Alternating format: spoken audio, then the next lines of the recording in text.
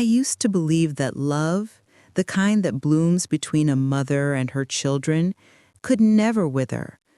That no matter how gray my hair turned or how my hands trembled, my children would always see the woman who once carried them through sleepless nights and scraped knees. But love, I've learned, can be forgotten, not always out of cruelty, but sometimes out of convenience. The day they locked me in the nursing home, the world didn't end with shouting or tears. It ended in silence. A quiet, suffocating kind of silence that settled between me and my daughter like a wall made of shame and polite excuses. Melissa was the one who signed the papers. Her voice trembled just enough to sound like compassion when she said, "Mom, this place is good for you. You'll have people to talk to, activities, care around the clock. It's for your safety." Safety. That word cut through me like glass. I wanted to ask, whose safety? Mine or hers? So she could sleep better at night without worrying about me? She avoided my eyes when I reached into my purse to hand her a container of the oatmeal raisin cookies I'd baked that morning, her favorite since childhood. She pushed them gently back toward me with a tight smile. "They won't let you keep food here, Mom." That was the moment my heart cracked. Not when they drove away, not even when the door clicked shut behind me. It was in that small rejection, that quiet refusal of something so simple, so motherly, that I realized my daughter had already decided I didn't belong in her world anymore. The nurse who checked me in had kind eyes and a name tag that said Tanya. She squeezed my arm as Melissa and her husband walked out. "They'll visit," she said softly, her voice coded in practiced gentleness. "They always do." At first. Those words echoed in my head long after she left me alone in a small, sterile room that smelled faintly of bleach and artificial lemon. I sat by the window and watched the gray afternoon fade into the kind of darkness that doesn't just fall outside, it falls inside you. I thought of my home then, my little kitchen with its crooked clock, the hummingbird feeder I filled every morning, the warmth of the floorboards that still remembered my steps. I wondered who would water my plants now? Who would feed my cat, Muffin? But I already knew the answer. Nobody. The walls around me felt too clean, too white, too empty of anything that had ever belonged to me. I was no longer a woman with a life. I was a name on a clipboard, a bed number, a daily pill schedule. That night, as the hallway lights dimmed and the world outside the window turned to ink, I whispered into the darkness, "Lord, I don't know what I did wrong, but please, don't let me disappear here." Morning came, and with it, routine.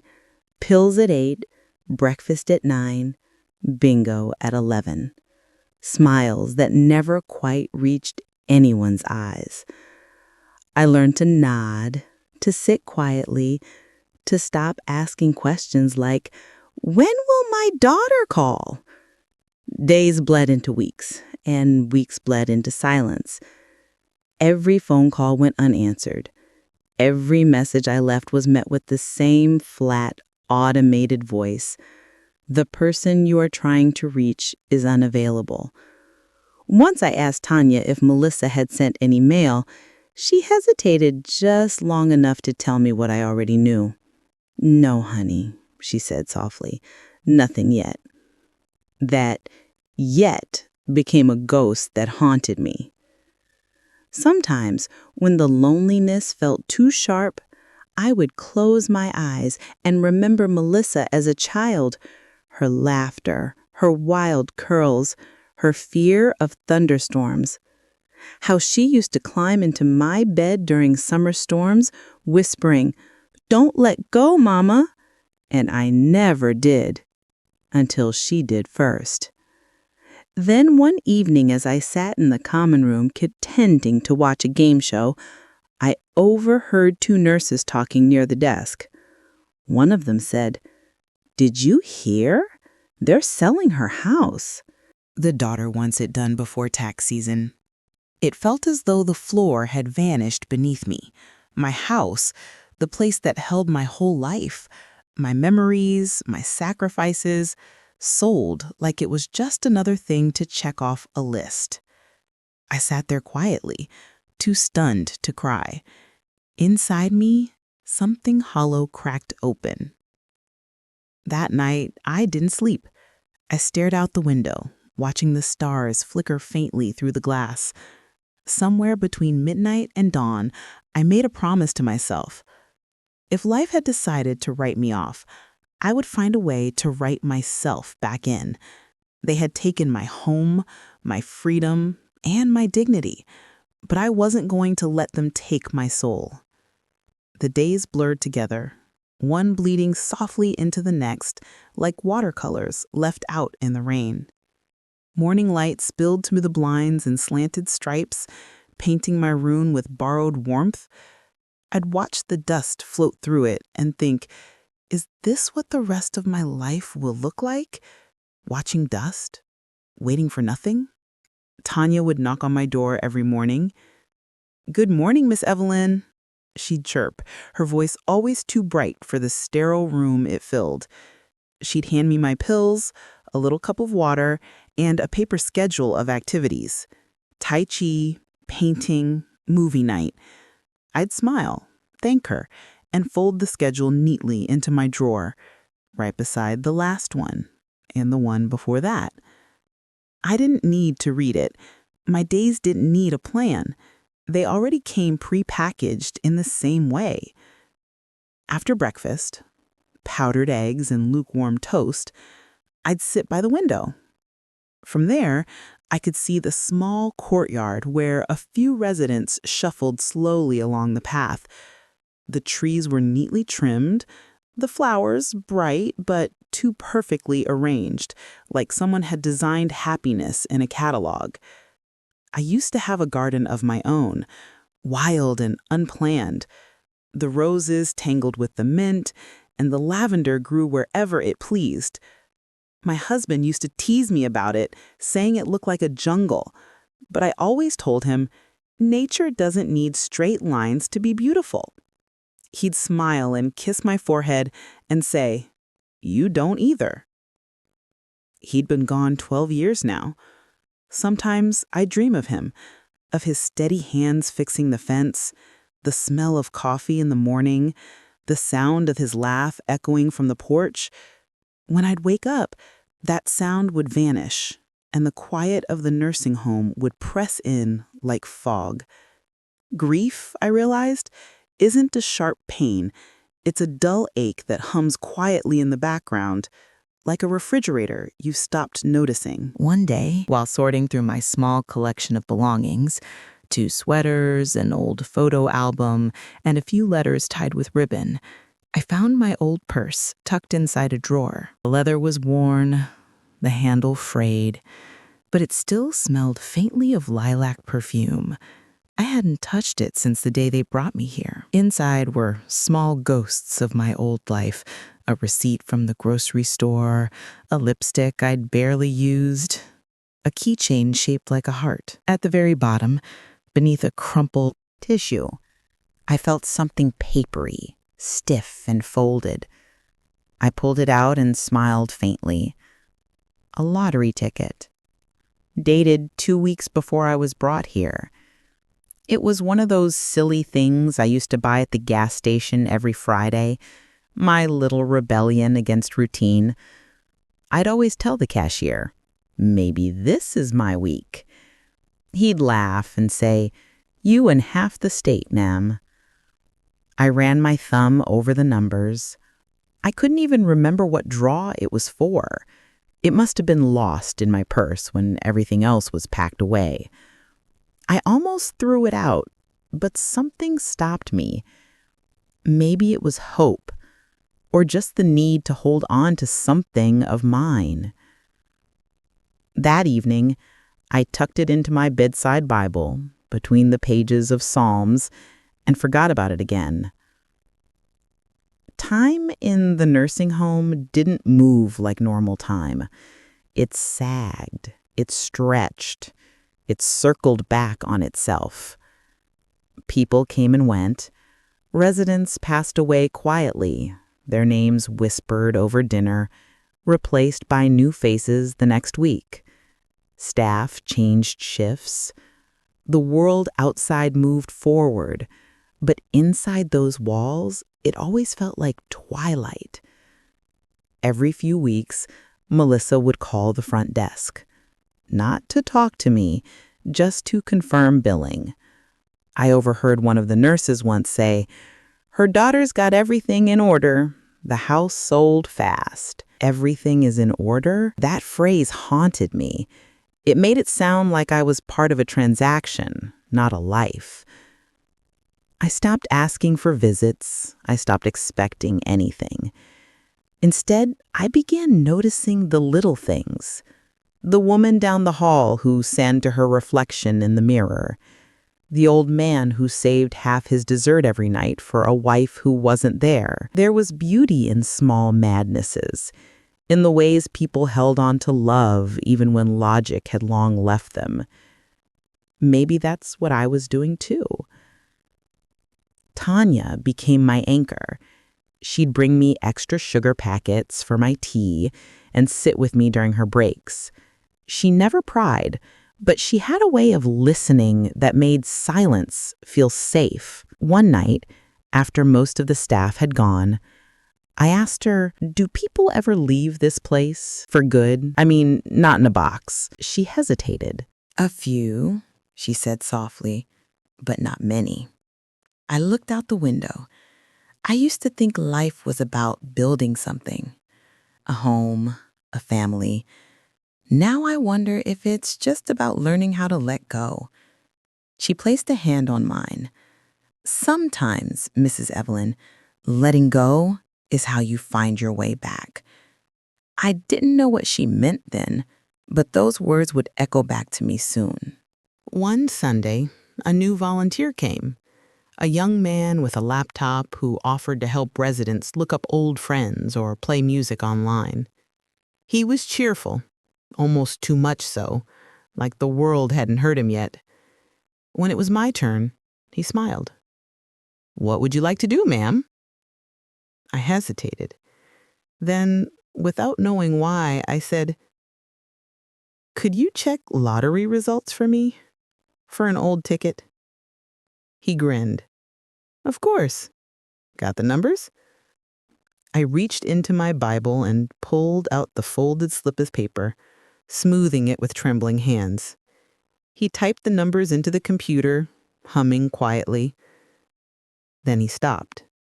His eyes widened. "Ma'am?" he said slowly, turning the screen toward me. "I think you should see this." The numbers glowed in green. Every single one matched. For a second, the room tilted. My breath caught. I thought maybe he was mistaken, or maybe my old eyes were playing tricks, but the headline beneath it was unmistakable. "Unclaimed $62 million jackpot from local store." I laughed. Not a loud laugh, but one that came from deep inside, from a place that hadn't felt alive in months. The sound startled even me. The boy grinned nervously. "Is it really yours?" I whispered. "It's mine." He stared at me like he didn't know whether to congratulate or call someone. "You should tell your family. They'll—" I stopped him with a small shake of my head. "No," I said gently. "They'll find out when I want them to." That night, I didn't sleep. I sat by the window, staring at the moon reflected on the glass, feeling the quiet hum of something that had long been missing. Power. Not the cruel kind, not the kind that humiliates or controls, but the power of knowing that fate, after all its cruelty, had finally handed me back a choice. For months, I'd been invisible, a forgotten name in a home where time stood still. But now, hidden inside my bedside Bible, lay a secret that could rewrite everything. Still, I didn't rush. I didn't call anyone. I didn't even tell Tanya, though I wanted to. Instead, I prayed. Not for revenge, but for clarity. I prayed that when the time came, I'd use this miracle not to become like those who'd forgotten me, but to remember who I was before they tried to erase me.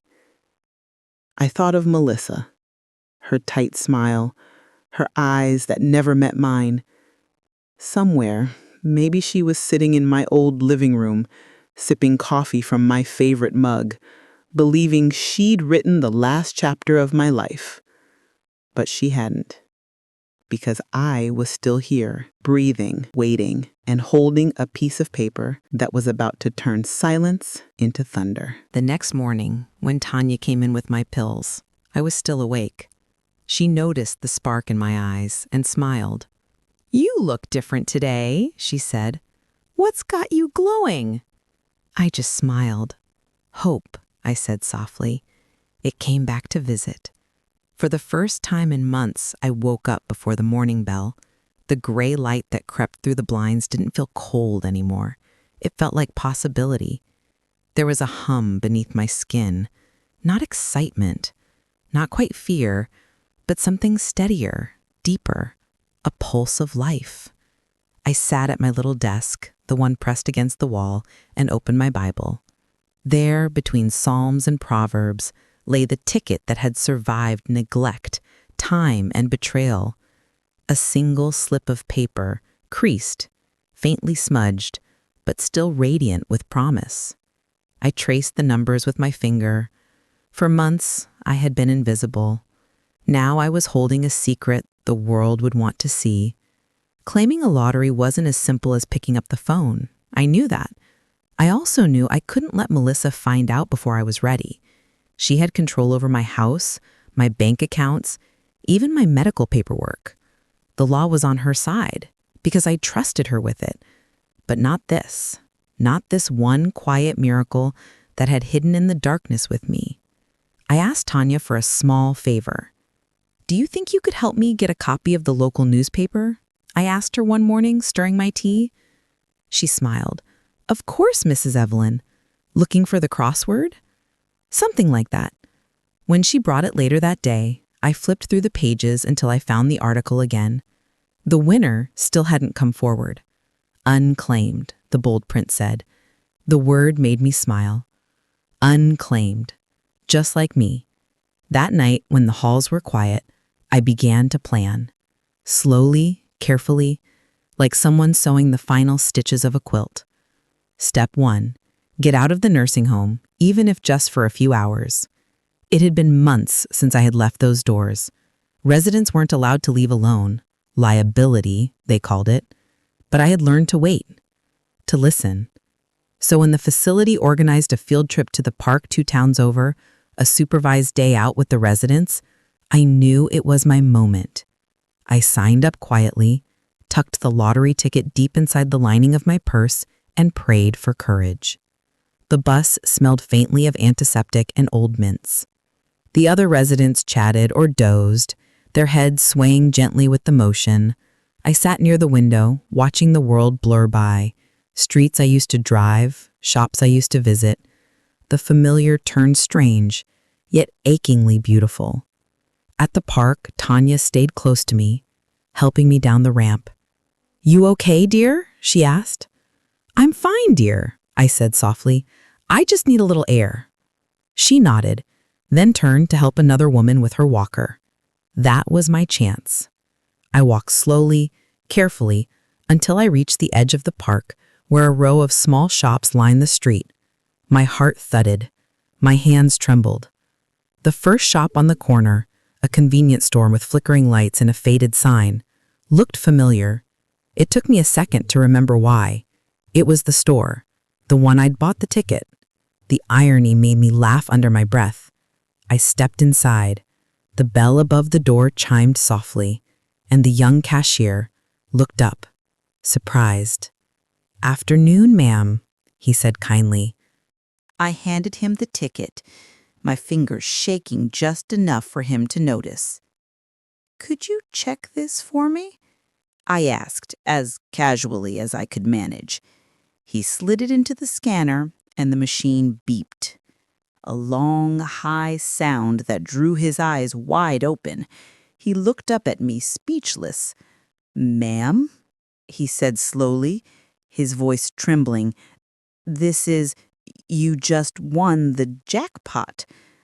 I smiled faintly. "So they tell me." He gaped as I reached into my purse and pulled out a small notepad. I wrote down the contact number printed beneath the claim instructions. "Please don't say anything yet," I told him softly.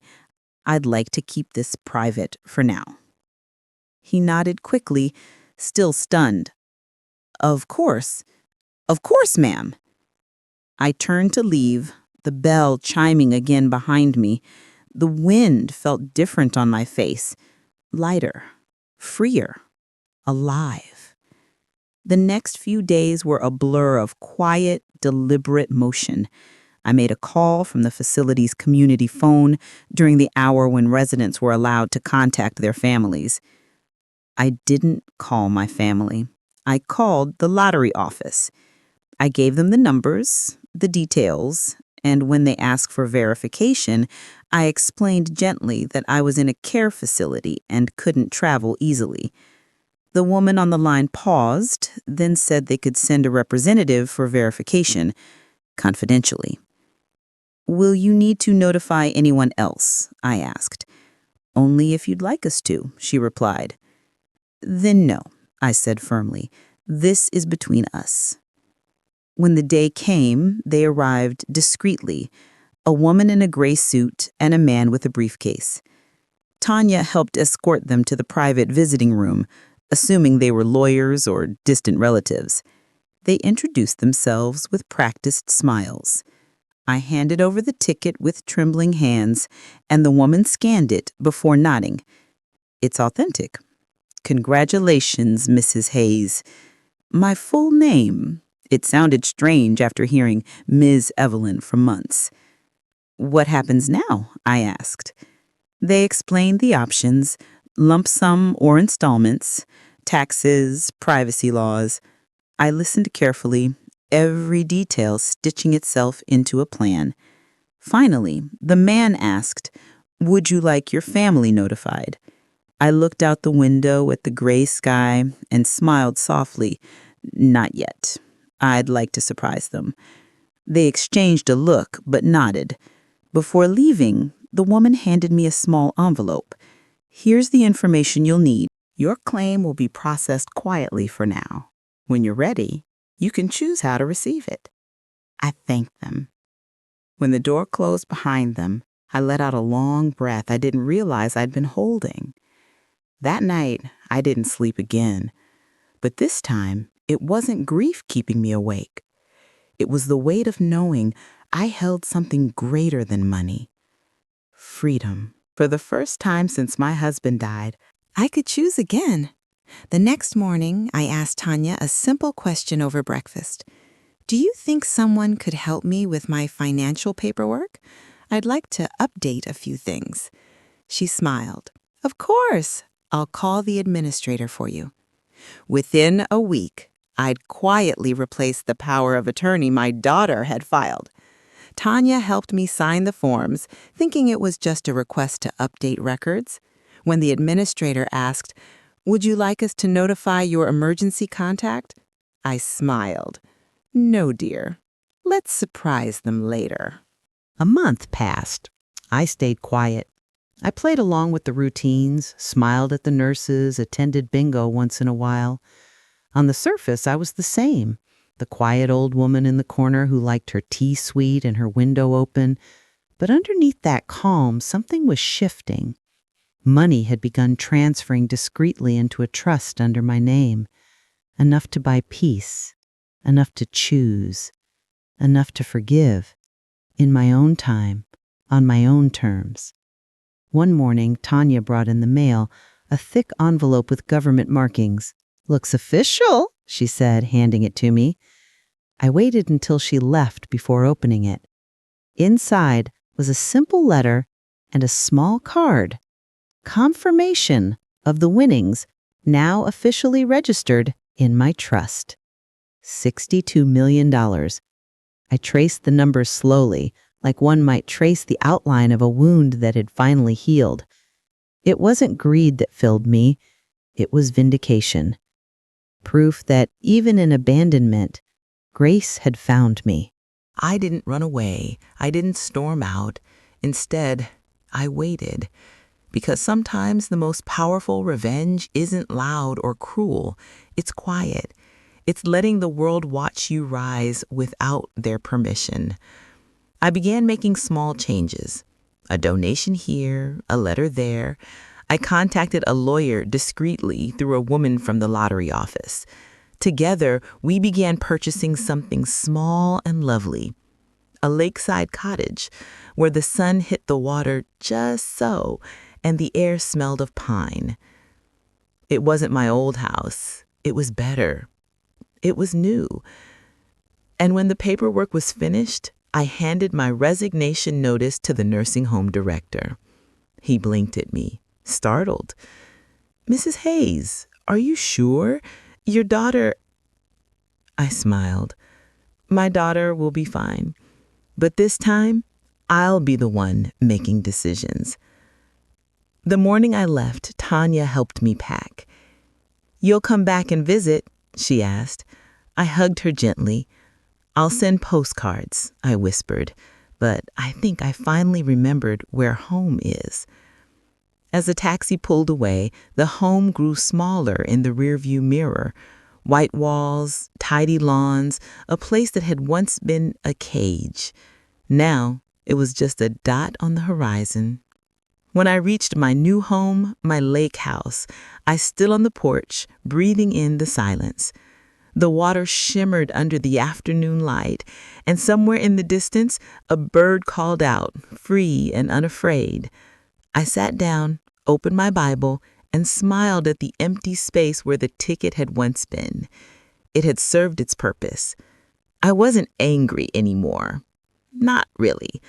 What my daughter had done was cruel, yes, but it was also human.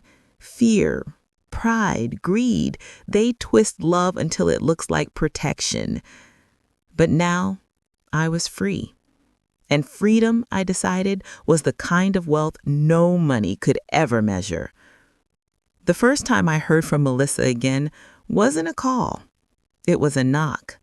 3 sharp raps against the wood of my lake house door, firm and impatient. The kind of knock that belonged to someone who expected to be answered immediately. I had been sitting at the kitchen table, the morning sun warming my hands as I stirred honey into my tea. The lake outside shimmered, calm and endless. And for a moment, I almost didn't move. That knock didn't belong to this piece. It belonged to the world I'd left behind. When I finally opened the door, there she was. My daughter, Melissa. Her hair was still perfect, her perfume expensive, but her eyes, they weren't the same. They were sharp with confusion, panic, maybe even guilt. "Mom," she said, her voice tight, like she was holding back an accusation. I smiled softly, keeping my tone steady. "Melissa, what a surprise." Her gaze flicked past me, scanning the cozy cottage, the polished wood floors, the new furniture. "You moved out of the nursing home?" she asked. "I did," I said, setting down my tea. They were very kind, but it was time. She blinked. "How? You didn't have access to your accounts. I've been handling everything." "I know," I said quietly. That's why it surprised me too. For a moment, silence stretched between us. The kind of silence that hums with all the words no one wants to say. Then she spoke again, not gently this time. Why didn't you tell me you left? Do you have any idea how worried I've been? I tilted my head slightly, studying her face. Have you, dear? That stopped her. Her mouth opened, then closed. Of course I have. You just vanished. I thought something had happened to you. I could have reminded her of the unanswered calls, the months of silence, the way she'd sold my house without a single visit. But I didn't. The ache inside me had burned away long ago, replaced by something softer. Not forgetfulness, but understanding. Something did happen, I said gently. I started living again. Melissa frowned, clearly unsure how to respond. Where did you even get the money for all this? This house, the car outside, the clothes? The lottery, I said simply. Her eyes widened. What? I smiled faintly, almost amused by her disbelief. The lottery. Do you remember that ticket I used to buy every Thursday? The one you always told me was a waste of money? She nodded slowly, as if trying to process something impossible. I won, I said. $62 million. The silence that followed this time was different. Heavy, breathing. Her face went pale. You won that much? I did, months ago.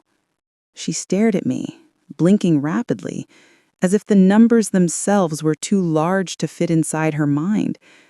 And you didn't tell me? I set my teacup down and folded my hands calmly. No, Melissa, I didn't. Her voice cracked when she spoke again. But why? You're my daughter. You could have trusted me. You did trust me, I said softly, cutting her off. You trusted me with everything I had.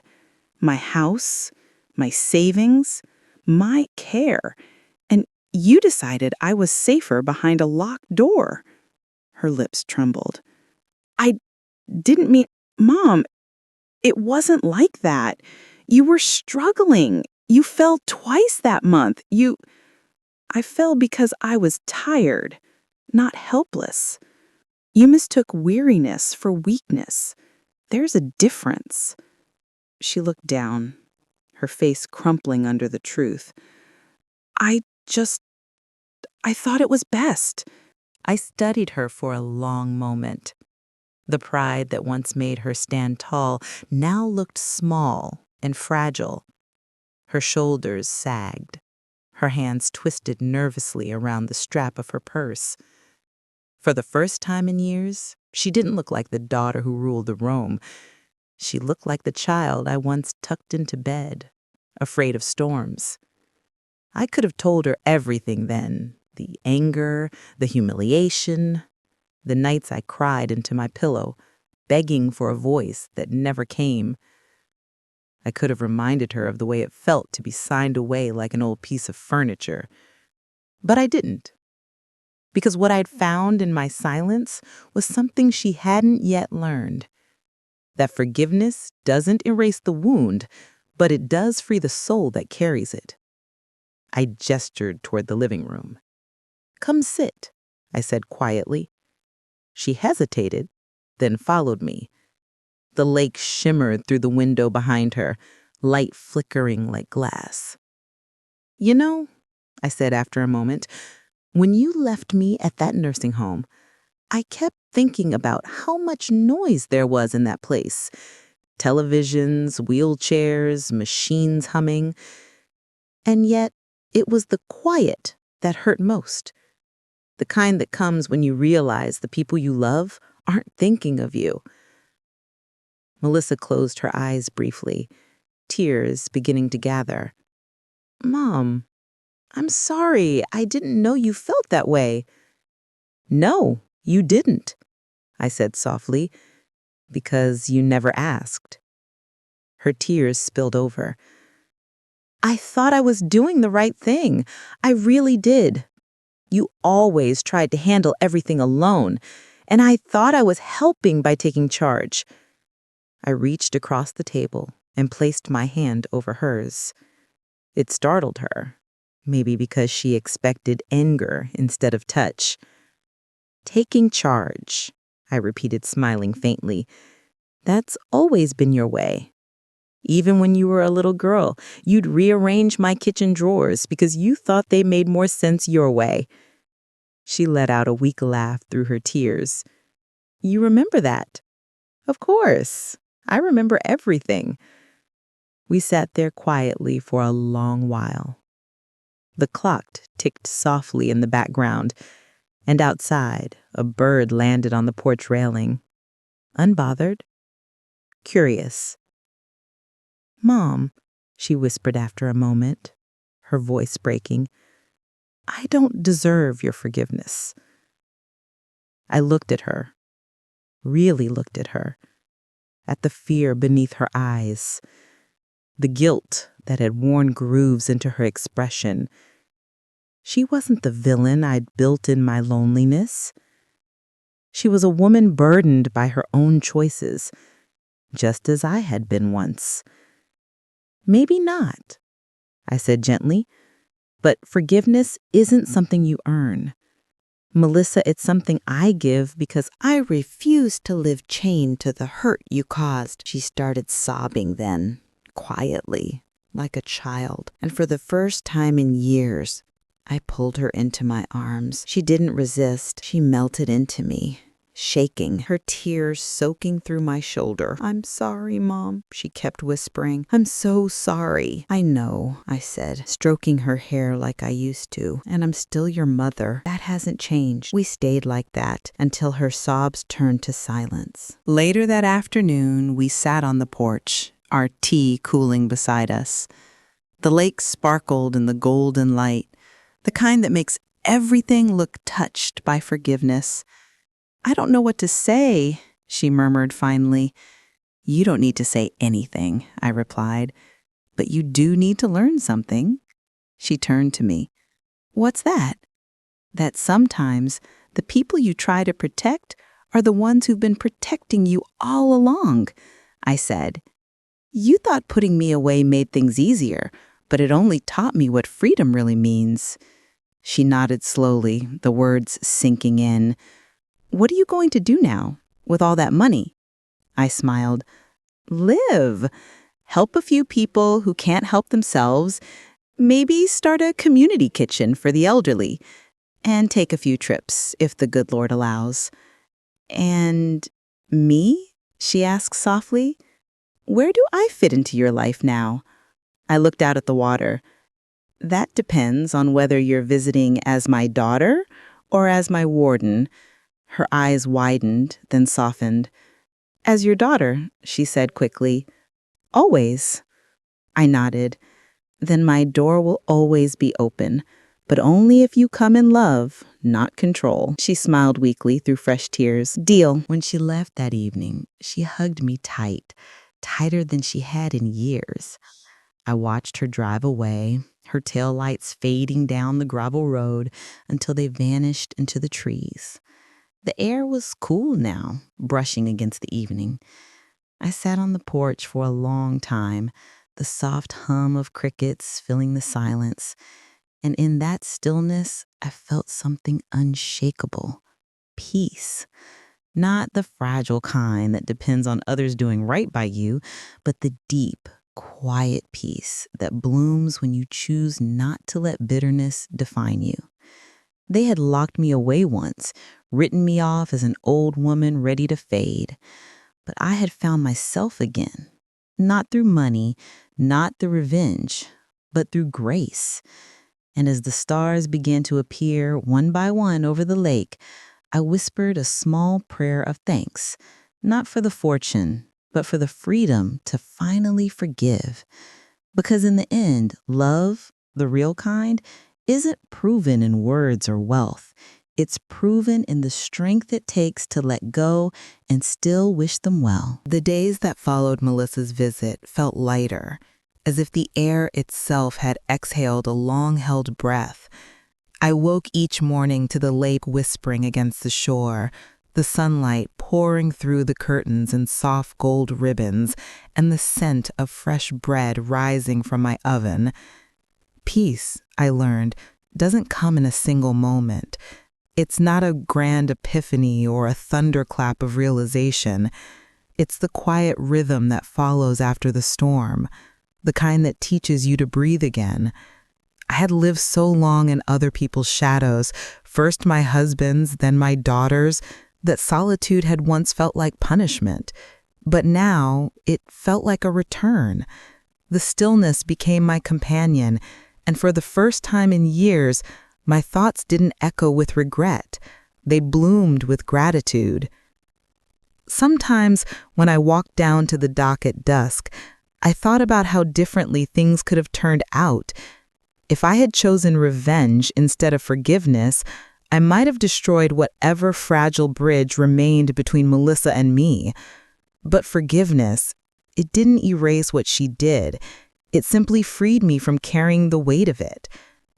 One morning, a letter arrived. Not an email or a text message, a real letter, sealed in soft pink stationery, the kind Melissa used when she was a teenager. "Dear Mom," it began, "I've been thinking about everything. About the woman who raised me, who loved me even when I didn't deserve it. I thought control meant love. I thought taking care of your life meant proving I was strong. But I was wrong. You didn't need rescuing. You needed respect. You needed a daughter who trusted your strength, not one who feared your frailty." I could almost hear her voice in those words, fragile and trembling. "I don't know if I'll ever forgive myself for what I did," she wrote, "but I want you to know that I'm learning. I've started volunteering at a senior care home, not to make up for what I did, but to understand what it feels like to listen, to serve. I think I finally understand what you meant when you said freedom doesn't mean being alone.